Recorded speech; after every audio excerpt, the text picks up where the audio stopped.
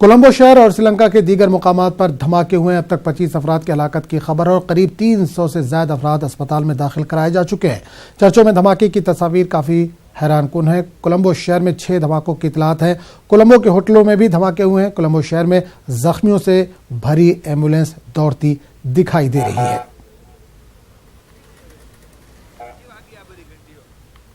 वज़ीर ख़ारजा सुषमा स्वराज ने ट्वीट करके गहरे रंजो गम का इजहार किया। इन्होंने कहा कि श्रीलंका में मौजूद हिंदुस्तानी हाई कमीशन बराबर नजर बनाए हुए है और हालात पर हम नजर बनाए हुए हैं। वज़ीर ख़ारजा सुषमा स्वराज ने लोगों से अपील की है कि अगर कोई हिंदुस्तानी मुतासरीन है तो वो किसी तरीके से मालूमात हम तक पहुँचाएँ। वज़ारत ख़ारजा इस मामले में बेहतर इक़दाम करेगा। और इस पूरे मामले पर बात करेंगे अपने नुमाइंदे शैलेंद्र वांगू से, जिस वक्त दिल्ली से हमारे साथ जुड़े हैं। शैलेंद्र, से पहले हमने जब बात की थी तो तस्वीर इतनी वाज़ेह नहीं थी, लेकिन अब जो तस्वीरें सामने आ रही हैं ये काफी खतरनाक दिखाई दे रही है। 25 लोगों के मारे जाने की खबर है, 300 से ज्यादा लोग जख्मी हैं। जी बिल्कुल आजम, आपको बता दें कि जो धमाके हुए हैं 6 धमाके आज कोलंबो और आसपास के इलाका में हुए हैं। इसमें से 3 चर्च और 3 5 तारा होटल्स को निशाना बनाया गया। तो कुल मिला के कहा जा सकता है एक बड़े पैमाने पर श्रीलंका को हिलाने की, श्रीलंका को टारगेट करने की कोशिश की, जोड़ने की कोशिश की गई है। एक बड़ा आतंकी हमला श्रीलंका में हुआ है, वो भी तब जबकि ईस्टर के मौके पर बड़ी संख्या में चर्च में लोग मौजूद थे और चर्च को ही निशाना बनाया गया है आज। और ऐसे में साफ है कि एक मजहब को मानने वालों को ही आज के दिन निशाना बनाया गया है। आपको बता दें कि आज भारतीय समय के अनुसार सुबह करीब 9 बजे के आसपास ये धमाके होना शुरू हुए हैं। एक के बाद एक 6 धमाके हुए हैं और इसमें अब तक 25 लोगों के मारे जाने की खबर है। और वही करीब 400 से 450 के बीच में लोगों को हॉस्पिटल में भर्ती कराया गया है, वो जख्मी बताया जा रहा है। वही विदेश मंत्री सुषमा स्वराज ने भी कहा है कि वो लगातार संपर्क में बनी हुई है। और वही जो इंडियन हाई कमीशन कोलंबो में है, उन्होंने भी इमरजेंसी नंबर इशू करके तमाम इंडियन जो कि मौजूद हैं श्रीलंका में, उनसे कहा है कि अगर किसी को भी किसी भी तरह की सहायता की जरूरत हो, मदद की जरूरत हो, तो इन नंबर पे कॉल किया जा सकता है। बिल्कुल शैलेंद्र, LTTE का तो वहां से एक तरह से खात्मा हो चुका है, तो क्या कोई नई तंजीम वहां पे पनप रही है? क्या अभी तक किसी तंजीम ने इसकी जिम्मेदारी ली है? इस तरह की कोई खबर आ रही है? देखिए, अभी तक ये साफ नहीं हो पाया है कि इस हमले के पीछे किसका हाथ है।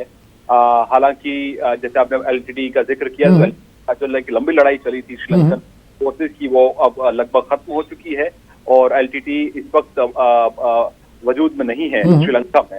लेकिन इस बीच जिस तरह के हमले हुए हैं, जो सुरक्षा एजेंसीज हैं, जो इंटेलिजेंसीज हैं, उनका शक कहीं ना कहीं जो इस्लामिक टेरर आउटफिट्स हैं उन पर बताया जा रहा है कि उनका शक उन पर है। क्योंकि अब से कुछ वक्त पहले आपको याद होगा कि न्यूजीलैंड में एक दो मस्जिदों को निशाना बनाया गया था, जहां पर एक लोन वुल्फ अटैकर ने 2 मस्जिदों को निशाना बनाया था। तो माना जा रहा है कि उसका बदला लेने की ये एक कोशिश हो सकती है, जो कि श्रीलंका में नजर आई है, वो भी ईस्टर के दिन। हालांकि अब तक ये बस एक थियरी है जिस पर अभी फिलहाल बात चल रही है। इसकी कोई पुष्टि नहीं हुई है, इसके पीछे कोई ठोस सबूत नहीं है। लेकिन माना जा रहा है कि एक ऐसी कोशिश हो सकती है इस्लामिक टेरर आउटफिट की तरफ से कि आज के दिन क्रिश्चियन, जो कि ईस्टर का एक बड़ा दिन है क्रिश्चियंस के लिए, ऐसे में चर्च को निशाना बनाया जाए, 3 चर्च को और 3 5 तारा होटल्स को इस आज के सिलसिलेवार धमाकों से निशाना बनाया गया है। तो कहीं ना कहीं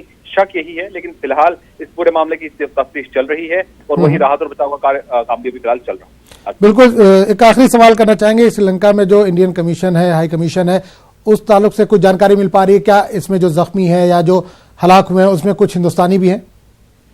देखिए, अभी ये कहना बहुत जल्दबाजी में होगा कि अगर इसमें कोई इंडियन हताहत हुआ या नहीं, क्योंकि एक बड़ी तादाद में लोग इसमें मुतासिर हुए हैं। जैसे मैं आपको बताया कि 25 के आसपास लोगों के मारे जाने की खबर है, जो कि अभी तक कंफर्म नहीं है और ये आंकड़ा अभी ऊपर भी जा सकता है। और वहीं अगर हम बात करें जख्मियों की, तो करीब 450 के आसपास जख्मी बताए जा रहे हैं, जो कि 2 बड़े हॉस्पिटल्स में भर्ती कराए गए हैं।